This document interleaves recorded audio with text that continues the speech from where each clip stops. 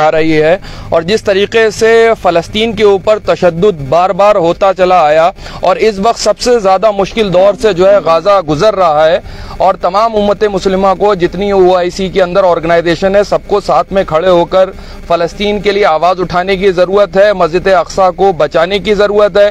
मंसूबे आपको पता है बहुत ज़्यादा ख़तरनाक हैं। अमेरिका और पूरी यूरोपियन कंट्रीज़ ने जो है उनको समर्थन अपना दिया है। किस तरीके से हमने देखा गाज़ा के अंदर बच्चे मारे जा रहे हैं, औरतें मारी जा रही हैं, बुजुर्ग मारे जा रहे हैं, मासूम लोग मारे जा रहे हैं। आप देखिए हॉस्पिटल तक को नहीं छोड़ा गया, स्कूली बच्चों को तक नहीं छोड़ा गया। तमाम जगह के ऊपर आप देखेंगे इतना जबरदस्त तशद्दुद हो रहा है और जो है लोग खामोश बैठे हैं। हम सबको मिल करके फलस्तीन की सलामती के लिए, अमन व अमान के लिए आवाज उठाने की जरूरत है। जिस भी तरीके से हो सके अपनी आवाज फलस्तीन के समर्थन में उठाइए और खास तौर से उम्मत मुस्लिमा आवाज उठाए मस्जिद अक्सा के लिए, क्योंकि इनके मंसूबे सबको पता है। इनके मंसूबे मस्जिद अक्सा को शहीद करने के हैं। अल्लाह ना करे वो दिन आए कि ये अपने मंसूबों में कामयाब हो पड़े। उससे पहले तमाम उम्मत मुस्लिमा के लोगों से मैं अपील करता हूं कि फलस्तीन के लिए प्लीज अपनी आवाज को उठाइए जिस भी तरीके से हो सके। सैयद जवाद मीडिया पैनलिस्ट हैं आप और टीवी डिबेट में भी जाते हैं। इस मुद्दे पे आप काफी मुखर होकर के अपनी बात रख रहे हैं, लेकिन क्या लगता है एक तरफा इजराइल का समर्थन क्या दर्शाता है? देखिए इजराइल जो है एक नाजायज औलाद है अमेरिका की और वेस्ट की। इनको जब जूते मार करके हिटलर के दौर में जब इनका जेनोसाइड हुआ, जब इनको कहीं जगह नहीं मिल रही थी, उस वक्त फलस्तीन के अंदर जो है इनको जगह दी गई खास तौर से, और मुसलमानों के दिलों में खंजर घोंपा गया 1948 के अंदर। ये वो तस्वीर हम भयानक देख रहे हैं जिसके लिए जो है इजराइल को बनाया गया था, ताकि पूरे मिडिल ईस्ट को, पूरे जो है अरब कंट्रीज को बर्बाद करने के लिए एक मंसूबा बनाया गया। और उनका ये मंसूबा है कि जल्द से जल्द जो है वर्ल्ड वॉर 3 स्टार्ट करी जाए। उनके जो मंसूबे हैं मस्जिद अक्सा को शहीद करा जाए और जो है वहां पर वो अपना 3rd टेम्पल तामीर करें। बिल्कुल, हिटलर ने एक तारीखी जुमला भी कहा था कि मैं कुछ यहूदियों को इसलिए छोड़ रहा हूं कि दुनिया जाने के मैंने क्यों मारा था। नहीं, देखिए क्या है, मैं तशद्दुद के हमेशा खिलाफ हूं। कहीं पर भी मैं युद्ध के बिल्कुल खिलाफ हूं कि युद्ध नहीं होना चाहिए। अमन और अमान की बात होना चाहिए, इंसाफ की बात होना चाहिए। लेकिन तमाम जगहों पर जब जब UN ने ऐसे मुद्दों को अपने हाथ में लिया है, हर जगह फसाद कराए गए। आप देखिए इराक को बर्बाद करा गया, यही अमेरिका ने तोहमतें लगा करके इराक के अंदर कितने बच्चों की नस्लकुशी करी गई, कितनी औरतों को मारा गया। हमने फिर इसके बाद एक हिस्ट्री रिपीट करी गई कि किस तरीके से गाजा को बर्बाद करने की साजिश हो रही है। उससे पहले तमाम मुस्लिम कंट्रीज को किस तरीके से यमन हो, सीरिया हो, बर्बाद कर दिया इस अमेरिका ने।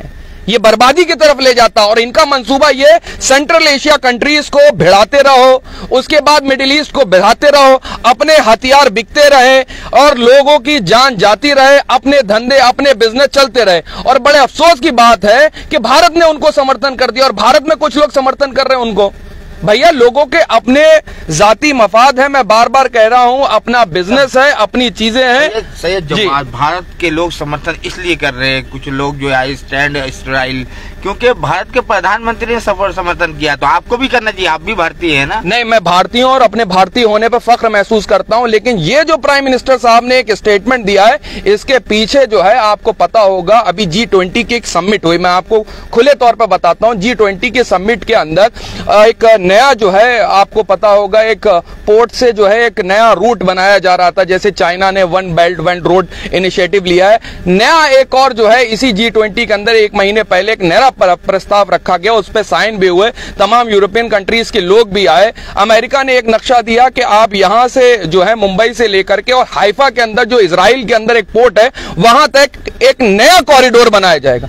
और उस कॉरिडोर को बनाने के लिए उस पोर्ट के अंदर एक बहुत बड़े बिजनेसमैन है, उनका ज्यादा इंटरेस्ट था। अगर उनके ऊपर कोई उन बिजनेसमैन के ऊपर हमला करता है, सच्चाई असली ये है कि अगर उन बिजनेसमैन के ऊपर कोई हमला करता है, उनके ऊपर कोई सवाल करता है, तो माननीय प्रधानमंत्री जो है वो तिलमिला जाते हैं। मुझे नाम बताने की जरूरत नहीं। अगर उनके ऊपर कोई बात होती है तो डायरेक्ट वो प्राइम मिनिस्टर साहब से कनेक्टेड है। सदन के अंदर भी उनके ऊपर आवाज उठाई गई, तमाम विपक्षी लोगों ने उनके ऊपर आवाज उठाई। वो कौन है सब जानते हैं। अगर अब पहली बार ऐसा हुआ है कि उसका कॉन्ट्रैक्ट हो सकता उनको मिलता, जो हाइफा के अंदर जो पोर्ट है इजराइल का, आपको पता सुइस कैनाल के थ्रू किस तरीके से शिपिंग जाती थी, चीजें जाती, उसमें कुछ मिडिल ईस्ट की कंट्रीज भी थी जो इसका पार्ट थी, जिन्होंने विरोध करा है और इजराइल का समर्थन करा है। वो हाइफा के अंदर जिसको कॉन्ट्रैक्ट मिलने जा रहा था, चीजें जा रहा था, वो उस चीज की तिलमिलाहट है। अब प्राइम मिनिस्टर की तिलमिलाहट इसलिए भी खड़ी हो सकती है कि भाई साहब उस उद्योगपति को नुकसान हो गया हो, इसलिए उन्होंने स्टेटमेंट जारी कर दिया।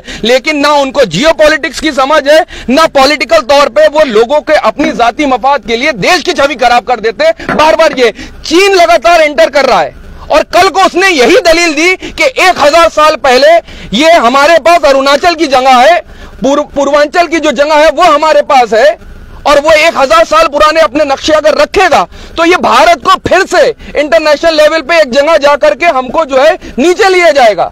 अगर यही है, क्योंकि वो इजराइल भी यही दावा करता है कि 2500 साल पहले हम यहां मौजूद थे। आपने युद्ध का समर्थन कर दिया, आपने इजराइल का वही समर्थन कर दिया जो चाइना के साथ अरुणाचल के अंदर, हिमाचल के अंदर जो चीजें बनी हुई थी वो हमारे साथ बनी हुई है। कल को वो यही कंडीशन रखेगा कि भाई 1000 साल पुराने नक्शे हमारे पास हैं, तब क्या करा जाएगा? अरे जियोपॉलिटिक्स की अगर समझ नहीं है तो आप मत बोला करिए। वही स्टेटमेंट आपने दिया जाकर के, ना कोई घुसा हुआ है ना कोई आया है। उसका चीन ने फायदा उठाया उस स्टेटमेंट का कि हम भी यही कह रहे हैं, हम ना घुसे हुए हैं ना आए हुए हैं। ये भारत की छवि खराब करने वाला एक स्टेटमेंट है, ऐसी छवि भारत की नहीं है भाई। लेकिन सही जवाब, हमास ने पहले अटैक किया है, इस बात को लेकर जो है खासा गुस्सा है लोगों में। देखिए हमास का अटैक और उससे पहले अटैक कितने लगा था। हमास 1987 के अंदर बनाई एक ऑर्गेनाइजेशन है, 1948 से लेकर के लगातार है वहां पे लगातार लैंड जो है वो कब्जा करे जा रहा है। कब तक आदमी खुश रहेगा? अच्छा चलिए आप हमास को कह रहे हैं कि आतंकी है, आतंकी है। जब यही वॉर अमेरिका ने अफगानिस्तान के अंदर लड़ी और उन्होंने अपनी आजादी की लड़ाई लड़ी, उनको तमाम वेस्ट का प्रोपेगेंडा, तमाम अमेरिका यही कहता था कि वो आतंकी है। आज जो लोग इख्तिदार में बैठे हैं क्या उनको आतंकी मानते हैं? आज उनके साथ क्या बातचीत हो रही है, नहीं हो रही डिप्लोमेटिक तौर पे? क्या इकोनॉमिकली उनसे बात हो रही है, नहीं हो रही है? अजीब तमाशा बना रखा है। जिसके ऊपर अमेरिका हमला कर दे, जिसके ऊपर तोक डाल दे, वो आतंकवादी हो जाएगा। अमेरिका या यूरोप कंट्री जिसके ऊपर प्रोपेगेंडा फैला दे, क्या वो आतंकवादी हो जाएगा? अमेरिका के कहने पे चल रहे हैं, जहां अमेरिका ने थूक दिया वहां पे जाकर चाट लिया। अगर अमेरिका की ही तायद करना थी तो भाई साहब अमेरिका अमेरिका कहो, क्यों अपनी देशभक्ति साबित करने की कोशिश करते हो? हम भारतीय, हमें अपने भारतीय होने पर फख्र है, हमें किसी की सर्टिफिकेशन की जरूरत नहीं। आजादी, जंगे आजादी की लड़ाई के लिए तमाम लोगों ने अपनी जान की कुर्बानियां दी। अशफाक उल्लाह खान, राम प्रसाद बिस्मिल, ठाकुर रोशन सिंह से लेकर के भगत सिंह, चंद्रशेखर आजाद, तमाम लोगों की, और अंग्रेज भी उनको यही कहा करते थे, यही कहा करते थे अंग्रेज, अपनी आजादी की लड़ाई लड़ना, हक और इंसाफ की आजादी की लड़ाई लड़ना। क्या आप इस चीज को क्या मानते हैं? आतंकवादी, इसको हमास को आतंकवादी तंजीम नहीं मान रहे। आप बताइए, क्या रशिया ने उनको माना? क्या मिडिल ईस्ट की जितनी ऑर्गेनाइजेशन ने, क्या उन्होंने माना? क्या ईरान ने उनको माना? क्या टर्की ने माना? आप ये कहते हैं जो लोग हमास का समर्थन कर रहे हैं वो आतंक का समर्थन कर रहे हैं। तो रूस क्या है, ईरान क्या है, और तमाम सऊदी अरब क्या है? इनसे तो जाके माननीय प्रधानमंत्री गोदी लग जाते हैं, गले लग जाते हैं, झपियां पाते हैं, चीन को आकर के झूले, और वो हमारे सैनिक मार जाता है, वहां पर चुप हो जाते हैं, खामोशी हो जाती है। और यही अगर आतंकवाद का तकाजा है तो आप बताइए मणिपुर में क्या हुआ? नहीं घुमाया गया क्या? हमने नहीं देखा बिल्किस बानो के साथ क्या हुआ? आतंकवाद की अलग से डिफिनेशन आती है। मुसलमान नाम देखते ही लोगों का आतंकवाद समझ में आने लगता है। लेकिन सही जवाब, एक वीडियो काफी वायरल हो रहा है सोशल मीडिया, निर्वस्त्र करके महिला को और नारे लगाए जा रहे हैं अल्लाह अकबर के। ये इस्लाम को जहां तक मैं जानता हूं, इस्लाम की छवि तो है नहीं, ये कौन लोग हैं? देखिए बहुत बड़ा जो है मीडिया के अंदर एक प्रोपेगेंडा चल रहा है। मीडिया के अंदर खास तौर से इस्लाम को बदनाम करने के लिए, मुसलमानों को बदनाम करने के लिए, आज से नहीं जब से दुनिया बनी है, जब से दुनिया आदम से लेकर के नबी अकरम सल्लल्लाहु अलैहि वसल्लम के दौर तक जो है मुसलमानों के ऊपर और तमाम इस्लाम के ऊपर ताकतों ने हमला करा। लेकिन अल्लाह जानता है, अल्लाह को सब पता है, बखूबी लोग जानते हैं कि हक और इंसाफ की आवाज आपको कम तो दिखाई देती है लेकिन कमजोर नहीं दिखाई देती। अगर कमजोरी की अलामत, अगर आप खामोशी को समझ रहे हैं तो खामोशी कमजोरी की अलामत नहीं होती है। जगह जगह प्रोटेस्ट करना फलस्तीन के हमास के समर्थन में, और हम जो है तनावपूर्ण माहौल बनाना, ये क्या है ये बताइए। ये वेस्ट का प्रोपेगेंडा है। फलस्तीन के समर्थन में आज से नहीं, भारत का भी स्टैंड फलस्तीन के समर्थन में रहा हुआ है। मैं बार बार कह रहा हूं, एक वीडियो ट्रेंडिंग है 1977 में जब माननीय अटल बिहारी वाजपेयी जी विदेश मंत्री थे तो उन्होंने इजराइल के समर्थन में बात कही थी, क्योंकि वो पढ़े लिखे इंसान थे। उनकी आइडियोलॉजी हमारी आइडियोलॉजी से मैच नहीं करती, लेकिन उनकी तालीमी एतबार थे, उनकी राजनीतिक समझ के बिहाफ पे और भारत के प्रति उनके लगाव के बिहाफ पे वो स्टेटमेंट बड़े सजे हुए देते थे। अब आप क्या समझेंगे कि चाय बेचने वाले को जियोपॉलिटिक्स समझ में आएगी? चीज को कर रहे हैं प्रधानमंत्री का नहीं, मैं माननीय प्रधानमंत्री जी की उस पद का सम्मान करता हूं जिस पद पे वो बैठे, लेकिन एक माननीय प्रधानमंत्री हो करके, एक देश के प्राइम मिनिस्टर साहब हो करके महिलाओं को अभद्र दी जाती है, उनको फॉलो करते हैं।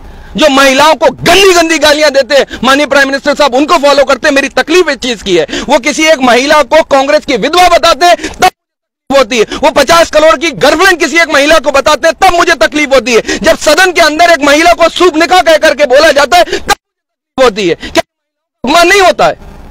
आपको नहीं लगता ये महिला है? प्रधानमंत्री पद की एक गरिमा होती है, मैं सम्मान करता हूं उस पद को, मैं कभी बोलता, लेकिन जियोपॉलिटिक्स में जब आपकी समझ नहीं है, आपको जयशंकर साहब अगर स्टेटमेंट देते हैं, वो पढ़े लिखे समझदार व्यक्ति हैं, वो जानते हैं जियोपॉलिटिक्स की समझ को, वो पहले एक ओहदे पे रह चुके हैं, उन्होंने कोई स्टेटमेंट नहीं दिया, प्राइम मिनिस्टर साहब ने दे दिया। क्योंकि इसलिए वो स्टेटमेंट दिया गया है क्योंकि एक बड़े उद्योगपति को इस नए कॉरिडोर से फायदा होता, जो यहां से लेकर के मिडिल ईस्ट होता हुआ यूरोप को कनेक्ट करता, यूरोप के अंदर जो हाइफा बना हुआ इजराइल के अंदर पोर्ट उसको कनेक्ट करता, और उससे जो है सबसे बड़े उस उद्योगपति को फायदा होता जिसके ऊपर निरंतर विपक्ष सवाल उठा रहा है। कटघरे के अंदर है, उस पर जांच नहीं हो रही, तमाम विपक्षी लोगों के ऊपर जांच कर देते हैं आकर के, कभी ईडी जारी, कभी इनकम टैक्स जारी। अब तो मैं चुनाव आयोग को भी कहता हूं, लेकिन देश के प्रधानमंत्री अगर इजराइल का समर्थन करते हैं सैयद जवाद, तो क्या आपत्ति है? आप लोग भी क्यों नहीं समर्थन कर रहे हैं? इजराइल का समर्थन इसलिए नहीं कर सकते क्योंकि इजराइल जो है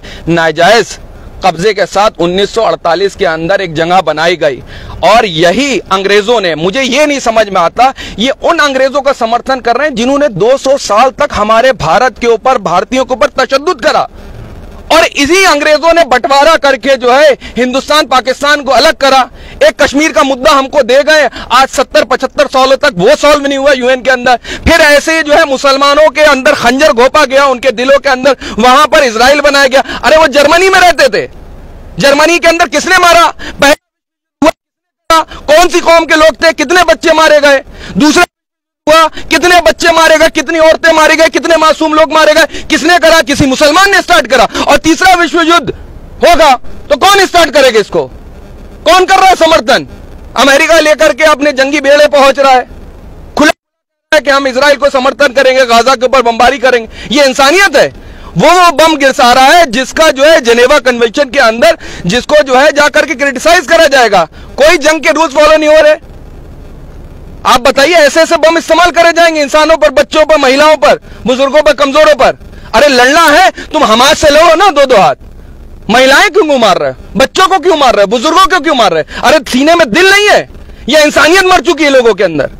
कब तक लोग खामोश बैठेंगे? और उसके रद्द अमल कोई कहीं पर अपना रिटेलिएशन होगा तो आतंकवाद के नाम पे आप जो है लोगों को क्रिटिसाइज करेंगे, उनके ऊपर आतंकवाद का चोला डाल करके आप किसी के ऊपर हमला कर देंगे जा करके। ये क्योंकि आपके पास मीडिया, आपके पास धन है, पैसा है, बल है, ताकत और कुव्वत है आपके पास। लेकिन यही ताकत और कुव्वत आपने 18 साल में देख लिया कैसे जमी दोष हो गई। बड़ी बड़ी टेक्नोलॉजी, बड़े बड़े बम, बड़े बड़े प्लेन, फाइटर प्लेन कहां चले गए 18 साल में? जूते खा के निकले ना अफगानिस्तान से। यही था ना उनको घमंड कि भाई साहब हम यूं जा रहे हैं, 10 दिन के अंदर जीत लेंगे जंग के अंदर, फलाना हुआ। यही तो वो कहता रह गया, सद्दाम हुसैन कहते रह गए कि भैया कुछ भी नहीं है। जबरदस्ती इन्होंने इराक के ऊपर हमला करा, सीरिया के ऊपर करा, यमन के ऊपर करा, आज भी इन्होंने मिडिल ईस्ट को नहीं छोड़ रखा है। कैसे है आप लोग? लेकिन जिस तरीके से दिखाया जा रहा है कि मस्जिद अक्सा है, वहाँ पे बैतुल मक़दस है, मुसलमानों का श्रद्धा है, आस्था जुड़ा हुआ वहाँ से, और बैतुल मक़दस पहला किबला अव्वल है, बिल्कुल बताया जाता है, जहाँ मक्का मदीने या खाने काबा से पहले लोग वहाँ रुक करके नमाज पढ़ते थे। वहाँ पर अल्टीमेटम दे दिया गया है कि गाजा खाली किया जिस दिन ये गुमान, मुस्लिम ममालिक भी लगभग जो है चुप्पी साधे हुए, इस पर क्या कहेंगे? नहीं, बहुत सी मुस्लिम कंट्रीज बोल रही हैं, बहुत सी जो है तुर्की के, कल मैं देख रहा रजब तैयब अर्दोगान ने भी स्टेटमेंट दिया है, तमाम बहुत सी मुस्लिम जो है कंट्रीज ने जो है वो फलस्तीन का समर्थन करा है। और समझ लीजिए इस चीज को, मस्जिद अक्सा मुसलमानों के दिलों के अंदर बसती है। अगर मस्जिद अक्सा के ऊपर जरा सा भी इन्होंने कुछ करने की कोशिश करी, तमाम दुनिया के मुसलमान आपको एक साथ खड़े नजर आएंगे। मस्जिद अक्सा के ऊपर रत्ती बराबर भी समझौता नहीं हो सकता है।